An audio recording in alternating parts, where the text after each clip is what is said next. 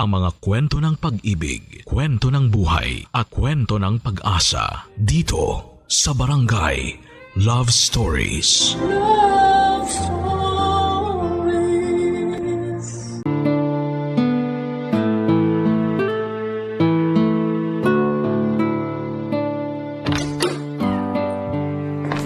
Rafi, mahal! Nandito na ako! Bakit ngayon ka lang nakauwi? Kanina ka pa out sa trabaho mo ah. Kasama ko kasi si Sarah, nag-mall kami saglit. Kailangan kong makahinga. Ang daming nakaka-stress na nangyari sa trabaho kanina eh. Nag-mall ka na naman? Kaya pala ang dami mo na namang bitbit na shopping bags. Nagkataon kasi na sale sa mall kanina. Up to 50% off. Ang laki ng tipid ko ah. Hindi ka nakatipid kasi gumastos ka pa rin. Sigurado ako, bumili ka na naman ng mga hindi kailangang gamit. Ano bang hindi kailangan? Tignan mo nga. Bumili ako ng pang-decorate natin sa Valentine's Day. Magiging mapula ang bahay na to sa February 14. Hindi pa nga nagsisimula ang bare months. Pero ang utak mo pang Valentine's na. Naka-ready na rin ako for bare months, no? Heto nga't bumili na ako ng Christmas lights. Gumagana pa ang Christmas lights natin. Bakit bumili ka pa ulit? Hindi ko kasi gusto yung ilaw ng dati nating Christmas lights. Para kang nasa beer house. Hindi siya lang tignan. Gumagawa ka lang na rason para itama yung maling paggastos mo. Sapat na yung dahilan na 50% off para gumastos. Ang laking tipid nun ah. Mas tipid kung hindi ka na gumastos. Eh na-stress nga ako, 'di ba?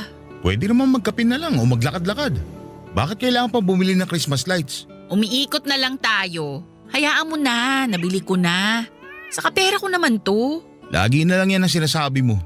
Oo, alam ko pera mo yan. Pinagtrabahuan mo yan. Pero bilang partner mo, gusto ko iparealize sa'yo na hindi porket may pera ka gagastos ka na. Anong gusto mong gawin ko sa pera ko? Ipang-display sa cabinet. Ibaon sa lupa para maging fertilizer ng kalachuchi. Ang sinasabi ko lang, maging wais at maging maingat ka sa paggamit ng pera. Wais naman itong mga nabili ko. Uulitin ko. 50% off.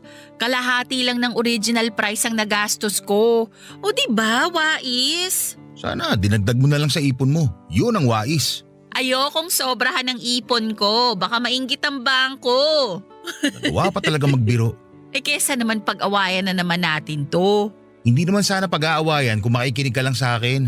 Nakikinig naman ako sa'yo. Kung nakikinig ka, bakit hindi mo pa rin maintindihan ang punto ko?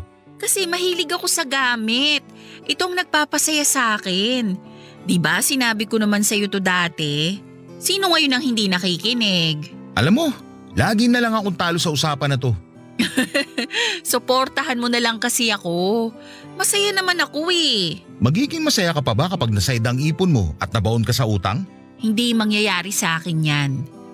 Alam ko kung paano i-handle ng tama ang pera ko. Kung marunong ka mag-handle ng pera mo, bakit kailangan mong bumili ng mga pulang kupido para sa Valentine's? Kasalanan ko ba kung gusto kong i-celebrate ang Valentine's? Sa ating dalawa, parang ako lang ang may pakialam sa Valentine's sa totoo lang. Anong parang ikaw na lang may pakialam? Kasi ako na lang tong nag-e-effort tuwing Valentine's Day. Di mo nga ako mabilhan ng bulaklak tulad nung ginagawa ng ibang boyfriend dyan. Hindi kita binibilhan ng bulaklak dahil sayang. Hindi naman nakakain o naiinom yun. Oo, pero malakas makaganda ang bulaklak no. Pang-post din yun sa Facebook. Pagkatapos mong mapost sa Facebook, itatambak mo lang sa altar hanggang malanta. Tapos itatapon. Di ba sayang? Mga FB friend mo lang nakikinabang sa 500 pesos na bulaklak. At least pinusuan nila, yun naman ang importante. Alam mo, ang importante… Oo na, importante na ang magtipid. Alam ko na yan, sa 10 years nating magkarelasyon, inulit-ulit mo na yan para kang sirang plaka.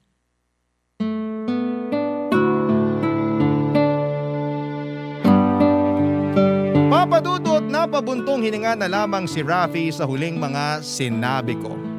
Alam kong ayaw din niya ng away at kahit may gusto pa siyang sabihin ay pinili na lamang niyang manahimik. Hindi naman na namin napalala ang away lalo na kung usapang pera.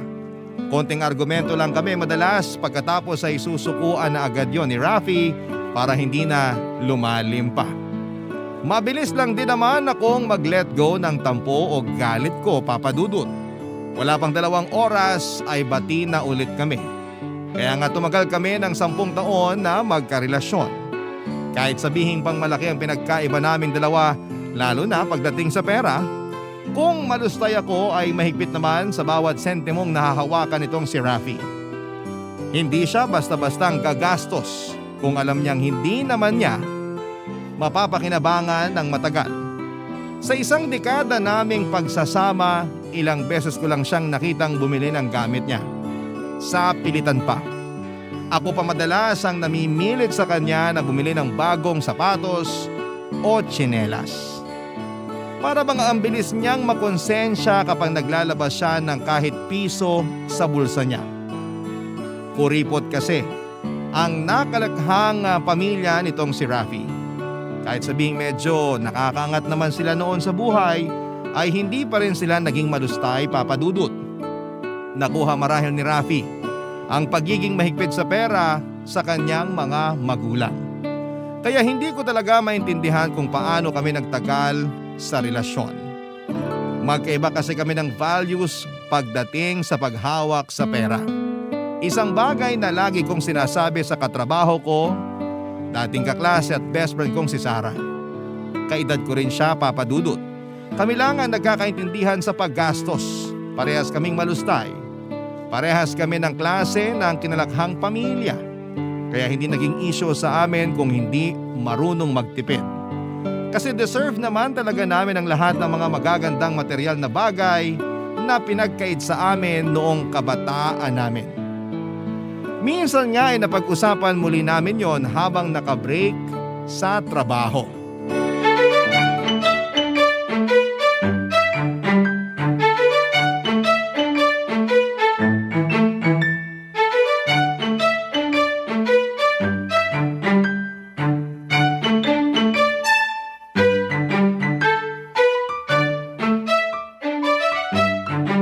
Natuwa lang talaga ako sa binili ko mga vintage na manika.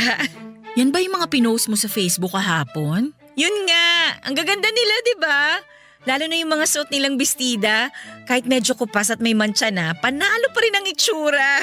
Nakita ko nga yan. Nangarap din ako nung bata ako na makabili nung ganong manika kaso mahal talaga eh. Kaya puro paper dolls at text lang ang binili sa akin ni na mama. Ako rin naman. Kaya nga nung nakita ko yung mga manikang yun sa isang online selling group, ay nako, binili ko na talaga. Deserve ko naman eh. Makakailang deserve ko na naman kaya tayo bago tayo huminto sa kakagastos. Nagagalit na si Rafi eh. Ay nako, hayaan mo siya magalit. Hindi mo naman ginagastos ang pera niya eh. Pinagpuyatan mo ang bawat sentimo na pumapasok sa debit card mo, no? Deserve mo naman. Yan na ata ang motto ko hanggang maging senior citizen na ako. Oo, yun bang tipong uugod-ugod ka na tapos mag-hoard ka ng mga maintenance mo?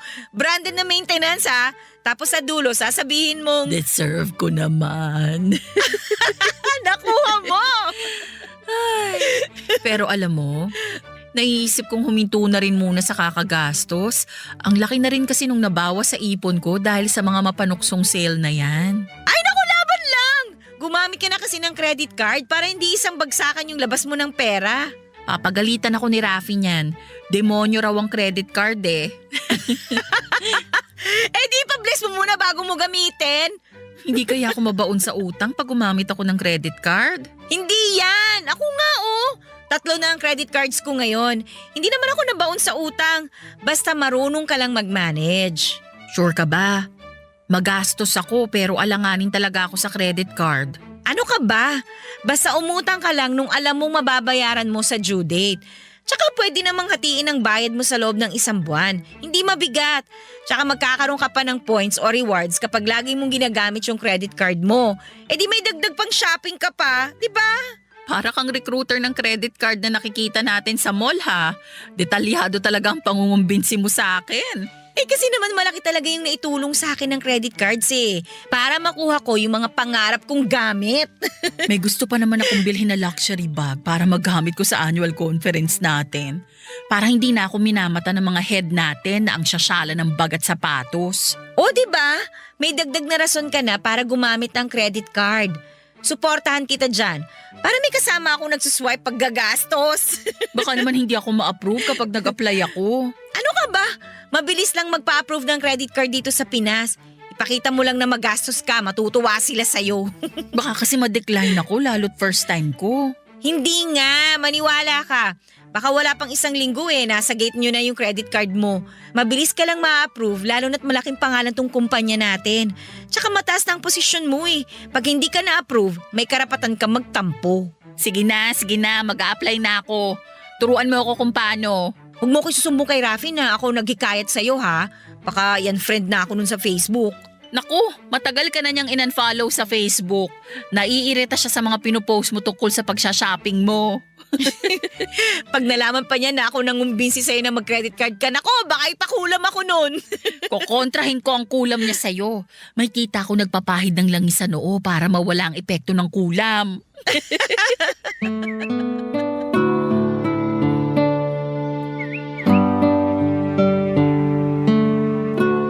Papadudot, nagkatawanan pa kami saglit at kinikwentuhan din ako ni Sarah tungkol sa mga nabili niyang gamit dahil sa credit card.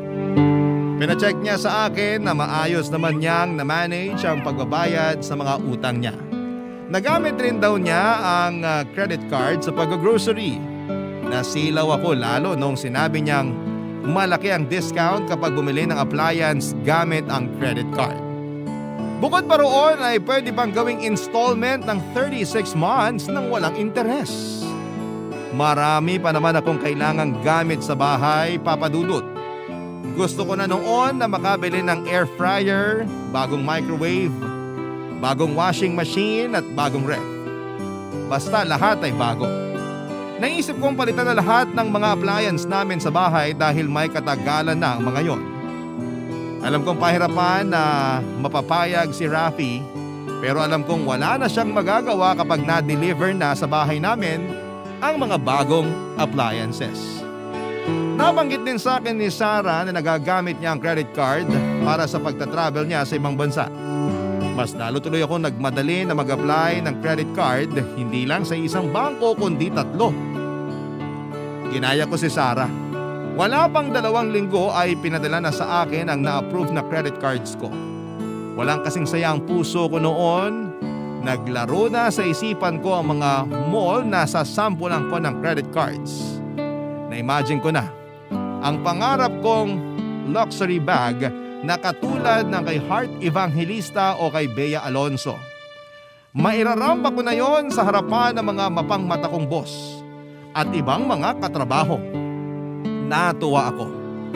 Marami na akong plano para sa credit card ko. Nilista ko na lahat ng yon sa diary ko. Doon ko nililista lahat ng mga pagkakagasusan ko dahil yon ang isang bagay na hindi pinapakialamanan ni Rafi, papadudot. Barangay Love Stories. Barangay Love Stories. Tulad ng naging plano ay hindi ko na pinaalam kay Rafi ang tungkol sa credit cards ko. Alam kong magiging malaking kontra siya sa paggamit noon, papadudot. Ayaw niya kasing umuutang at kilala ko si Rafi. Kahit 20 pesos ay hindi siya mangungutang. Ganon kataas ang pride niya. Sinikap kong itago ang credit cards ko sa kanya, papadudot. Sinigurado ko na hindi niya makikita yon sa wallet ko. Napabili pa nga ako ng mamahaling wallet na pwedeng pagtaguan ng credit cards. Para sa tuwing binubuksan ko ang wallet ko kapag kasama si Rafi ay hindi niya yon makikita. Papadudot, ayoko na rin kasing makarinig pa sa kanya ng sermon. Minsan, napapagod na rin ako sa paulit-ulit niyang talak tungkol sa paggastos ko. At para bang hindi niya nauunawaan ang ginagawa ko, ang mga bagay na nagpapasaya lamang sa akin. Hindi ko nga siya kinontra sa tuwing may nagagawa siya na sa tingin ko hindi naman dapat. Sana lang ay parehas ang trato niya sa akin, papadudot. Lumipas ang ilang buwan at marami na akong nabiling gamit ang credit card ko. Marami akong ginawang palusot kay Rafi para hindi niya maisip na gumagamit na ako ng credit card. Madalas din ang mga pinamili kong gamit ay pinatatago ko muna pansamantala sa kapatid ko.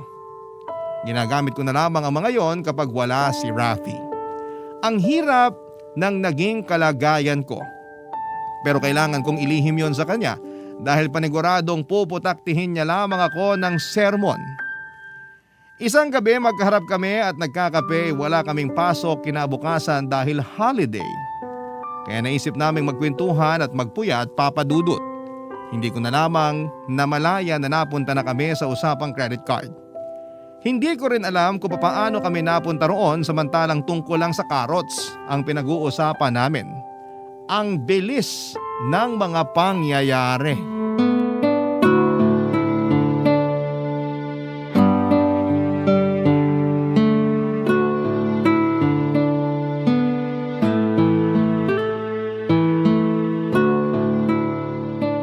Gumawa yung pamangkin ko ng tula tungkol sa carrots. Maganda ba? Hindi. Oh, pero masarap naman ang carrots. Pero wag susobrahan. Bakit naman?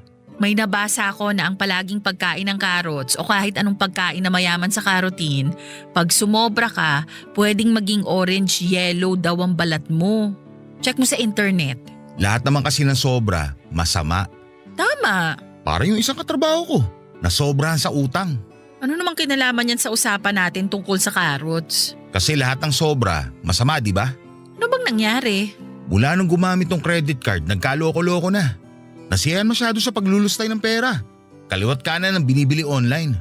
Kung kaya naman niyang bayaran ang inutang niya sa credit card, wag na nating i-judge. Paano bang hindi mo i-judge nabaon nga sa utang? Mas malaki pa ang inutang niya kaysa sa sahod niya sa isang buong taon. Ah, kasalanan niya yun, hindi ng credit card. Demonyo talaga yung credit card na yan. Sabi mo nga sa akin dati. At uulitin ko ngayon sa'yo nang hindi ka matukso mag-apply para makakuha ng credit card. Demonyo ang credit card. Nako, hindi mo ako kailangan pagsabihan ng paulit-ulit. Ayos naman ang sahod ko, hindi ko kailangan mangutang. Naisip nga kita kagad nung nalaman ko yun tungkol sa katrabaho ko. Iniisip mo bang mababaon din ako sa utang? Kung gagamit ka ng credit card. Huwag mo naman masyadong masamain ang paggamit ng credit card. Kasi sa ibang bansa nga kailangan yan. Pero hindi sa Pinas. Kaya nating mabuhay kahit walang credit card. Malaki ang advantage ng paggamit ng credit card, lalo kapag bibili tayo ng appliance. Maraming zero interest at installment na pagbabayad. Ang laking ginhawa nun sa atin. Sa tingin ko hindi pa natin kailangan ng bagong appliances. Anong hindi? Gusto na kayang sumuko ng rice cooker natin? Pero hindi natin siya susukuan. Kaya pa naman niya magsaing ng kanin. Medyo basa nga lang minsan. Pero ang bilis ng mapanis. Ibig sabihin lang, kailangan ng palitan kapag lagi nang napapanisan. Pamahiin lang yan ang mga magagastos sa kagaya mo. Napakakuripot mo talaga. Walang masama sa pagiging kuripot. Mas masama yung hindi na nga afford ang isang bagay, gagawa pa rin ng paraan para mangutang. Mabili lang yung gusto.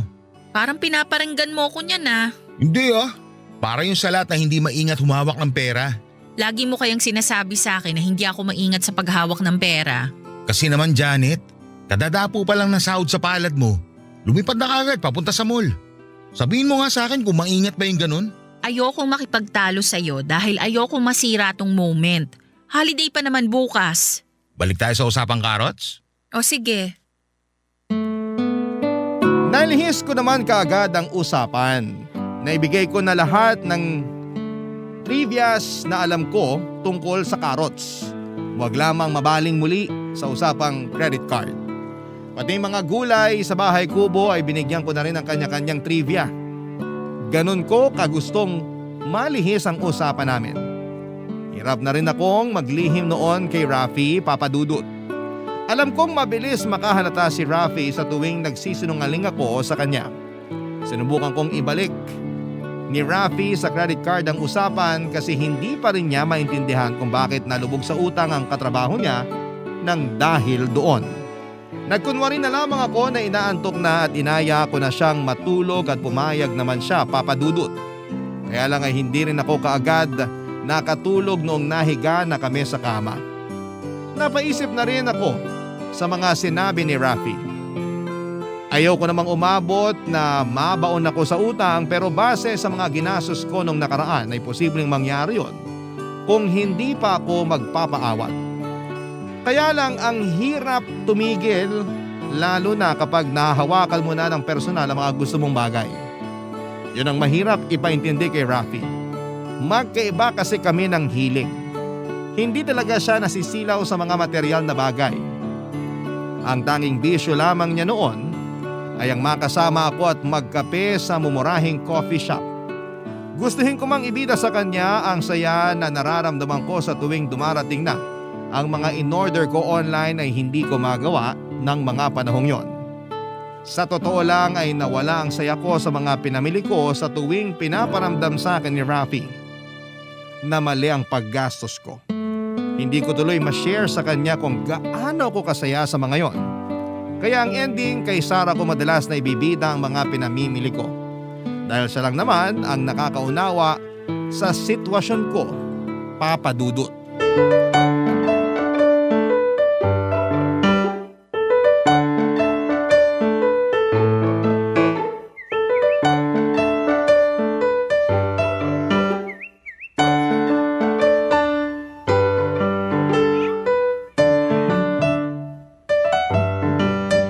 Ang taray ng silver boots mo ah. Saan mo naman gagamitin yan? Tuwing Sunday, pag magsisimba. Naku, baka bigla kang kidlatan ng langit dahil sa silver boots na yan ha? Charot. Kahit kidlatan na ako ngayon na. Char! Ang ganda kaya. Maganda rin tong shawl mo ha. Bagay siya pang Tagaytay. Pangpuna sa labi ko kapag kumakain ako ng bulalo. Iwas sebo. Ang sosyal naman ang pangpunas mo ng bibig. Branded na shawl pa ha. Siyempre, Tagaytay yun. Kailangan syala ang shawl. O ikaw ha, napaparami na yata yung mga binibili mo. Baka ma-max out mo na yung credit card mo niyan. Hindi pa naman ako umaabot doon. Hindi pa naman? So may posibilidad na oo?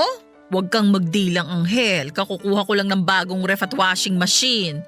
Hinihintay ko na lang na i-deliver. At paano mo naman ipapaliwanag yun kay Rafi? Hindi niya alam ang tungkol sa credit cards mo, di ba?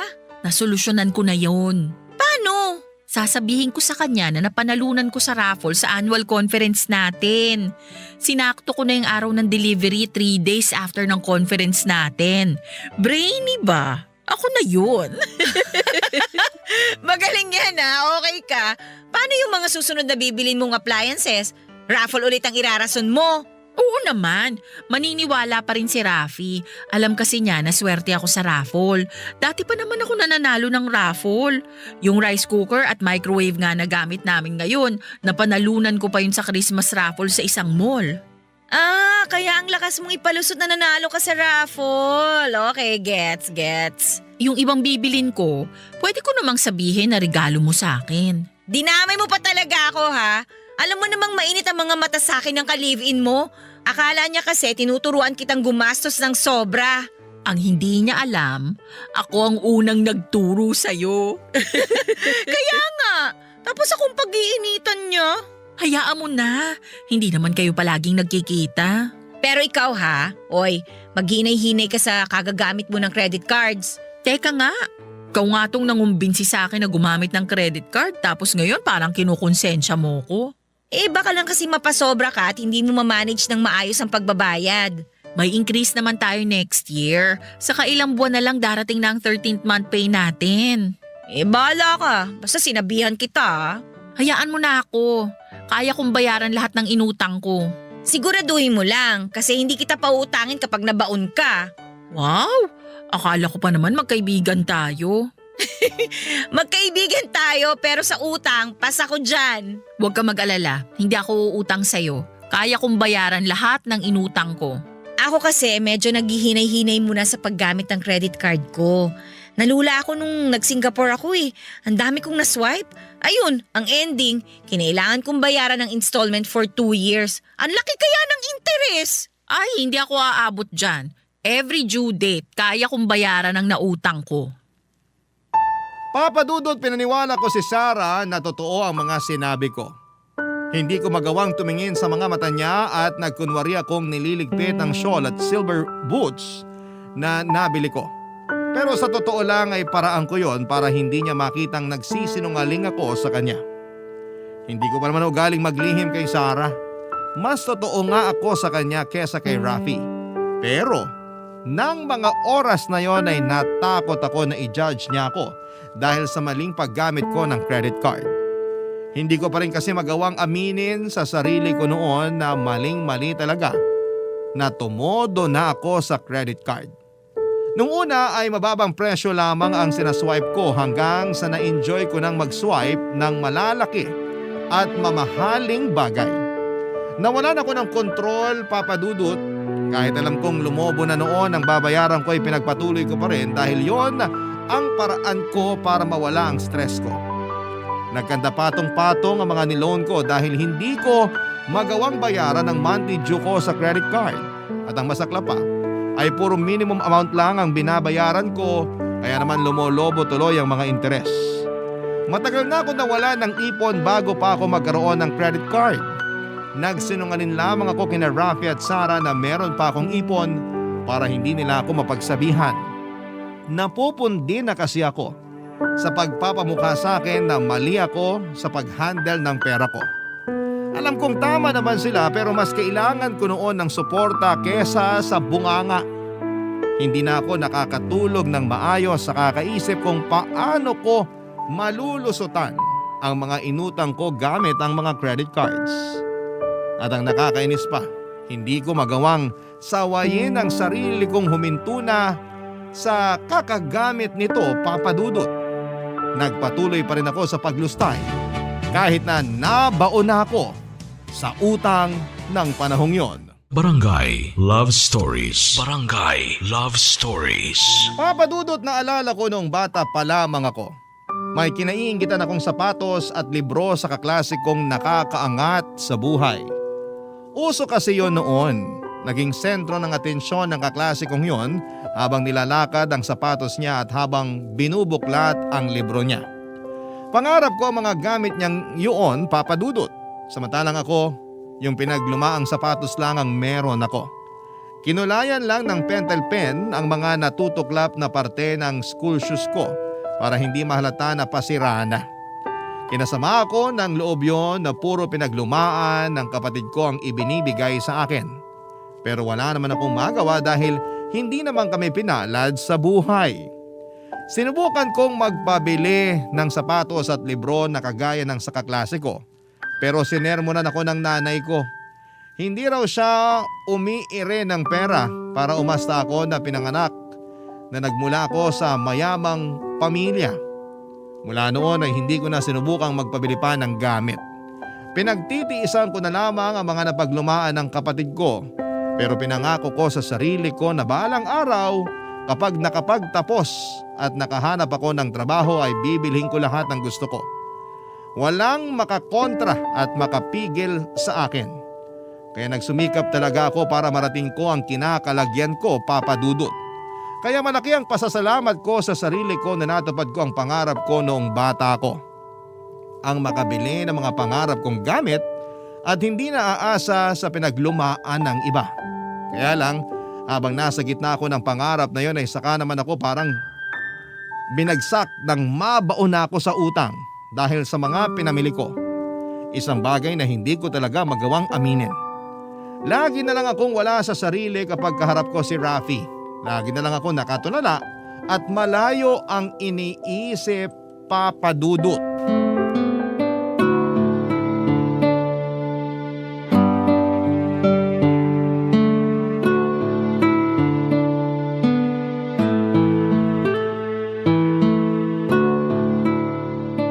Janet! Huy, Janet! Ha? Janet? Bakit? Okay ka lang ba? Kanina pa kita kinakausap. Sorry, may iniisip lang ako sa trabaho. Ano na ulit yung sinasabi mo? Malapit na ang birthday mo. Malapit na ba? Ano ba nangyayari sa'yo? Sarili mong birthday nakalimutan mo? Tad-tad lang kasi ako ng gagawin sa trabaho. Pasensya na. Saan mo balak mag-celebrate? Wag na siguro, gastos lang yan. Ha? Kailan ka pa tumanggi sa gastos? May next year pa para mag-celebrate ng birthday. Buhay pa naman ako noon, sure ako. Darating kasi yung dalawang kapatid ko sa birthday mo. Ha? In-invite mo sila sa birthday ko? Hindi naman. Naisip lang nila umuwi ng Pinas eh. Nagkataon na ang balik nila sa mismong birthday mo. O tapos? Gusto ko mag-celebrate tayo ng birthday mo. May mga na-check na akong birthday packages sa mga hotel. Kasama na ron yung mga kwarto natin. Hala, edi ang laki ng gagastusin. Medyo, pero binigyan naman ako ng discount lalo na di peak season ng birthday mo. Kahit nabigyan ka ng discount, mahal pa rin yan. Ayaw mo bang mag-dinner na lang tayo dito sa bahay? O kaya mag-eat all you can restaurant. Ngayon mo pa naisip magtipid eh. Kailangan ko ang gumastos ka ngayon. Bakit? Alam mo naman yung dalawang kapatid ko. Lagi minamatay yung pagstay ko sa Pinas. Mas maganda raw kasi ang magiging buhay ko kung sumama ako sa kanila sa US. So may gusto kang patunayan sa kanila. At ako ang gagamitin mo para maitawid yung plano mo. Medyo. Pero syempre, priority natin na ikasasaya mo sa birthday mo. Alam ko naman na gusto mo ikaw lagi ang center of attraction tuwing birthday mo. Nagbago na kasi ako. Gusto ko low-key na lang lahat. Batiin mo lang ako sa Facebook ng happy birthday. Feeling ko nakapag-celebrate na ako ng birthday sa 5-star hotel noon. Hindi naman pwedeng batiin lang kita sa Facebook, ano ka ba? Gusto ko memorable ang birthday mo. Saka parang reunion na rin ng pamilya ko at pamilya mo. Hindi ko feel mag-reunion eh. Sa Pasko na lang siguro o wag na lang at all. Janet, parang… Alam mo, ikaw tong nagtuturo sa akin na magtipid tapos ngayon parang tinapon mo na lahat ng pangaral mo sa akin tungkol sa pera. Ano bang nangyayari sa'yo? Ikaw nga ang dapat tanungin ko. Ano ba nangyayari sa'yo? Gusto ko lang kasing maging matipid ngayon. Nag-sink in na kasi sa akin lahat ng pangaral mo sa akin. Ngayon ko nasisimulan. Wrong timing naman yung pag-sink in ng mga pangaral ko sa'yo. Saka mo na simulan, pagkatapos na lang ng birthday mo. Gumastos ka pa ngayon. Hindi naman ganun kalaki mababaw sa ipon mo, sure ako dun. Ako ang magbe-birthday. Kaya dapat ako ang masunod. Ayokong bawasan ang laman ng bank account ko. Wow, nagbago ka na talaga. Proud ako sa'yo. Thank you. Hayaan mo, ako na lang ang gagastos sa birthday mo. Regalo ko na sa'yo. Bumili ka na lang ng isusuot mo. Alam ko naman na gusto mo laging bago ang damit mo tuwing birthday mo. Tumango na lamang ako sa huling sinabi ni Rafi para hindi na humaba pa ang usapan. Nabigla talaga ako sa plano niyang bonggang celebration para sa kaarawan ko. Samantalang dati kinukontra niya ang bonggang pa-birthday ko.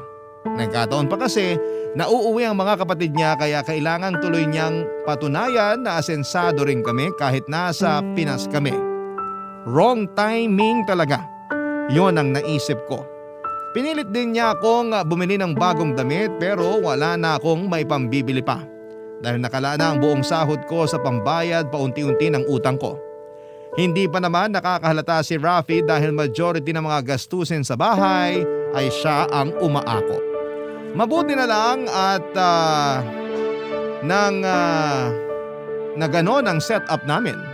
Si Rafi na rin ang umasikaso para sa celebration ng birthday ko. Panay lang po ang oo ko noon para hindi na humaba ang usapan at hindi ma-open ang topic tungkol sa pera. Mabuti na lamang at madalas siyang good mood tuwing inaayos yung para sa birthday celebration ko. Sa totoo lang Papadudot, gusto ko nang tablahin ang birthday party na gusto niya sanang mangyari kasi nga ay nakukonsensya kung gumastos. Samantalang panay na ang tawag sa akin ng mga bangko para bayaran ang utang ko sa credit card. Hindi na ako mapakali sa dapat kong gawin. Alam kong anytime ay pwede akong mabuko ni Rafi. Kailangang maunahan ko siya. Dumating yung pagkakataon na gusto ko nang aminin sa kanya ang totoo, lalo na nung pinadalhan niya ako ng sulat. Nang pinadalhan ako ng sulat sa bahay ng isang bangko na pinagkakautangan ko. Mabuti na lang at ako ang nakatanggap ng sulat. Alam kong kailangan ko nang maging totoo kay Rafi kaya naman napilitan na akong aminin sa kanya ang katotohanan. Isang araw nga pagkatapos naming makipagkita sa coordinator para sa birthday ko ay inamin ko na ang katotohanan tungkol sa credit card ko.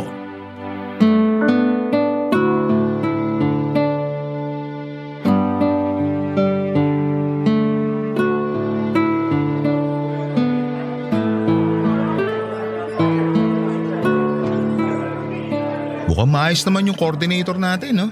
Oo, kaso ang gagastos ng idea niya hindi nakakatuwa sa bulsa. Feeling ko nga magkakasundo kayo eh. Joke ba yon? Sorry, hindi nakakatawa. Bakit ba ang sensitive mo? Dati naman aminado ka magastos ka. Nagbabago kasi ang tao. Wrong timing ka talaga magbago. Bakit ba ayaw mo akong seryosohin? Hindi ko kasi alam kung ano nangyayari sa'yo. May dapat ba tayong pag-usapan ng seryoso? Meron. Dapat ba akong kabahan dyan? Siguro. Sabihin mo na sa akin bago pa dumating in-order kong kape. Ayoko nervousin masyado.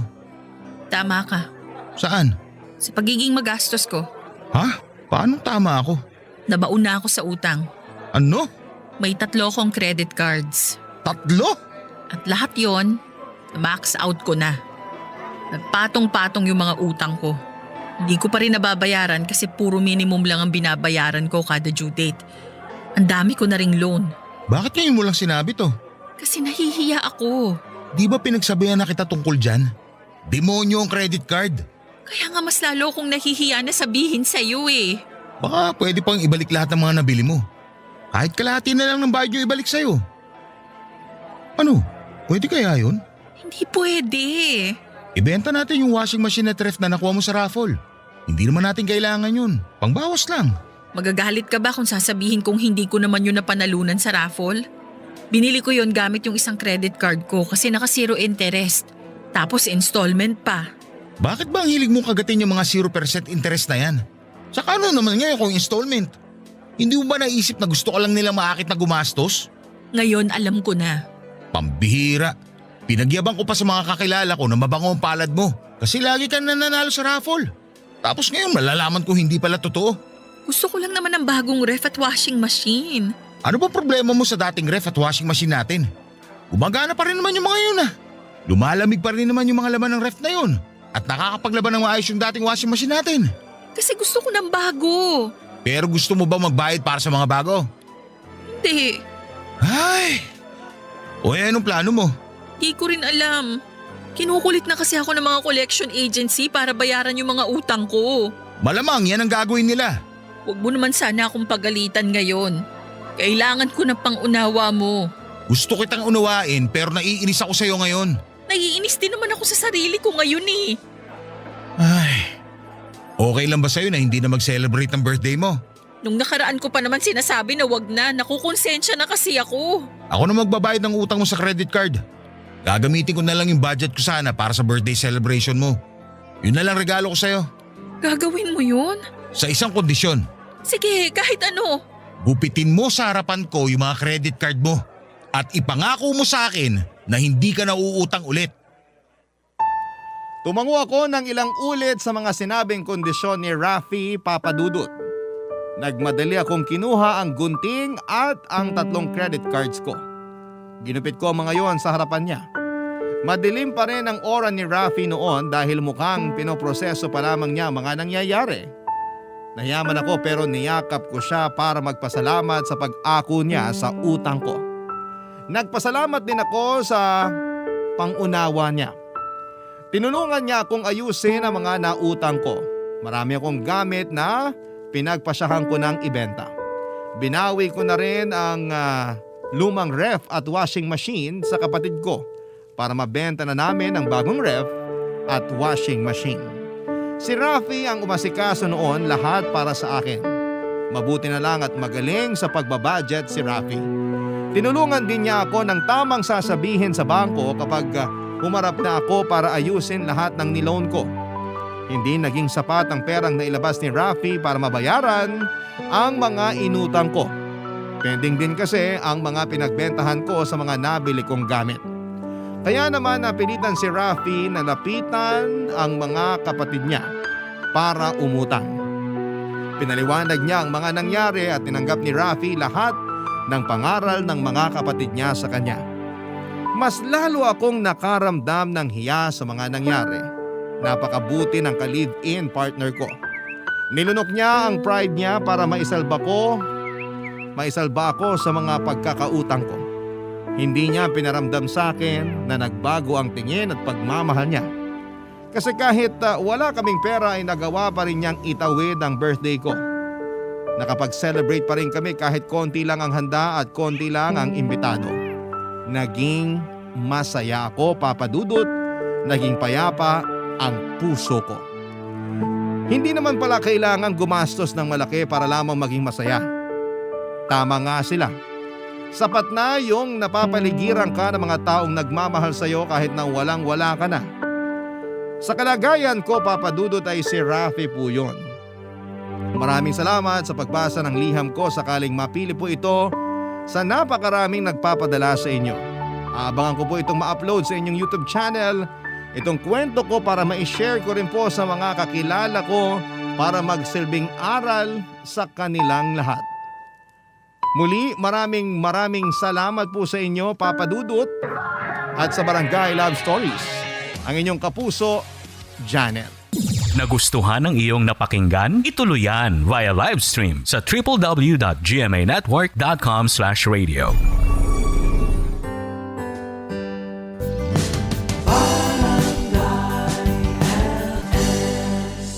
Forever.